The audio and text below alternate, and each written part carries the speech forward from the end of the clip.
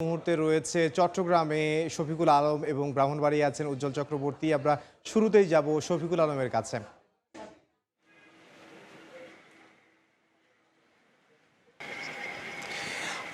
সারাদিন আসলে যে নির্বাচনী সামগ্রী বিভিন্ন কেন্দ্রে কেন্দ্রে পৌঁছে দেওয়া হয়েছে, এখন হচ্ছে আইন শৃঙ্খলা রক্ষা বাহিনী তারা কিন্তু বিভিন্ন জায়গায় অর্থাৎ বিভিন্ন কেন্দ্রে যাওয়ার জন্য প্রস্তুতি নিচ্ছেন। এখানে এসে চট্টগ্রামের এই যে জেলা স্টেডিয়াম মাঠ, এটা হচ্ছে কেন্দ্র মূল। এখান থেকে কিন্তু আইন শৃঙ্খলা বাহিনীর সদস্যরা বিভিন্ন জায়গায় কিন্তু যাচ্ছেন। আমরা একটু দেখানোর চেষ্টা করি যে ফায়ার সার্ভিসের কর্মীরা কিন্তু পাশেই দাঁড়িয়ে আছেন, অর্থাৎ অনাকাঙ্ক্ষিত ঘটনা ঘটলেই ফায়ার সার্ভিসের কর্মীরাও কিন্তু সেই যে ঘটনাস্থলে তারা যাবেন, সেজন্য কিন্তু আমরা দেখতে পাচ্ছি ফায়ার সার্ভিসের একটি দল তারা কিন্তু প্রস্তুতি নিচ্ছেন এবং সেই দলটি কিন্তু বিভিন্ন জায়গায় কোনো রকম অনাকাঙ্ক্ষিত ঘটনা ঘটলে সেখানে যাবে।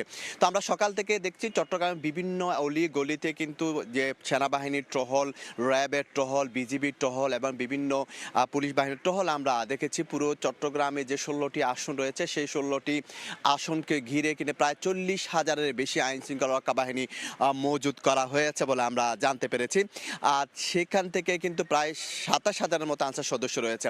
আমরা জানি রাখি প্রতিটি কেন্দ্রে অন্তত পক্ষে 16-17 থেকে 18 জনের বেশি আইন যে সদস্যরা কিন্তু নিরাপত্তার দায়িত্ব থাকবে, অস্ত্রধারী পুলিশ থাকবে, আনসার সদস্যরা থাকবে এবং সেই নিরাপত্তা বেষ্টনীকে কেন্দ্র করে কিন্তু আমরা চট্টগ্রামের বিভিন্ন যে শহরে ঢোকার যে প্রবেশ পথগুলো রয়েছে সে কাছে আমরা তল্লাশি চৌকি দেখেছি এবং সেখানে র্যাব সেনাবাহিনীর পাহারা আমরা দেখেছি এবং তারা কিন্তু অর্থাৎ বলা হচ্ছে পুরো চট্টগ্রাম নগরীকে প্রায় 40,000-এর বেশি আইন শৃঙ্খলা বাহিনীর সমন্বয়ে কিন্তু নিরাপত্তা চাদরে ঢেকে রাখা হয়েছে এবং তল্লাশি কিন্তু বিভিন্ন জায়গায় চলছে।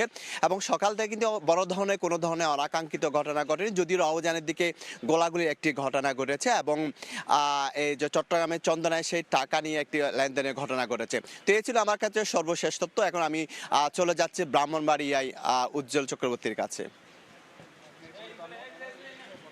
ভোট গ্রহণ অনুষ্ঠিত হবে। ইতিমধ্যে ব্রাহ্মণবাড়িয়ার 6টি নির্বাচনী আসনের 805টি ভোট কেন্দ্রে কিন্তু ইতিমধ্যেই ভোট গ্রহণের যে সামগ্রী অর্থাৎ ব্যালট বাক্স, ব্যালট পেপার সহ যে সরঞ্জাম সেটি কিন্তু পৌঁছে গেছে। ইতিমধ্যে আমি আছি ব্রাহ্মণবাড়িয়ার 6 আসনের বাঞ্ছানাপুর বালিকা উচ্চ বিদ্যালয় ভোট কেন্দ্রে। এই কেন্দ্রে কিন্তু ভোট গ্রহণের যে সর্বশেষ প্রস্তুতি সেগুলো নেওয়া হচ্ছে, অর্থাৎ ভোটাররা যে লাইনে দাঁড়াবেন সেই সারিবদ্ধভাবে সেই লাইনগুলো নিশ্চিত করা হয়েছে। এখন আমরা দেখতে পাচ্ছি এখানে আইনশৃঙ্খলা বাহিনীর পক্ষ থেকে আনসার সদস্যরা এখানে দায়িত্ব পালন করছেন। আগামীকাল যেহেতু রাত পোহালে ভোট গ্রহণ শুরু হবে সেই প্রস্তুতি নেওয়া হচ্ছে। আপনাকে জানিয়ে রাখি ব্রাহ্মণবাড়িয়া আইনশৃঙ্খলা বাহিনীর পক্ষ থেকে কঠোর নিরাপত্তা প্রত্যেকটি ভোট কেন্দ্রে নেওয়া হয়েছে, অর্থাৎ 800 যে 5টি ভোট কেন্দ্র প্রতিটি ভোট কেন্দ্রে কিন্তু নিরাপত্তা জোরদার করা হয়েছে।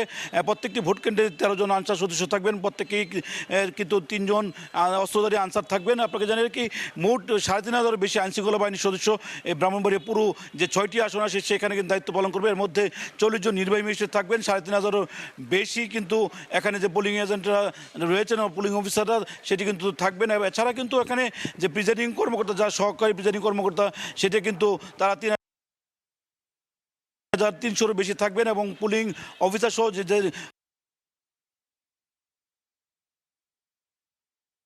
ব্রাহ্মণবাড়িয়ার যে পুলিশের পক্ষ থেকে জানানো হচ্ছে প্রত্যেকটি ভোট কেন্দ্রে পর্যাপ্ত নিরাপত্তা জোরদার করা হয়েছে। ভোটাররা যাতে নির্বিঘ্নে শান্তিপূর্ণভাবে ভোট দিতে পারে সেই লক্ষ্যে কিন্তু তারা সব ধরনের পদক্ষেপ গ্রহণ করেছেন। কোনো ধরনের উস্কানি বা কোনো ধরনের কিছু খবর পেলে তাৎক্ষণিক উজ্জ্বল চক্রবর্তী যোগ দিয়েছিলেন ব্রাহ্মণবাড়িয়া থেকে এবং এর আগে চট্টগ্রাম থেকে যোগ দিয়েছিলেন শফিকুল আলম।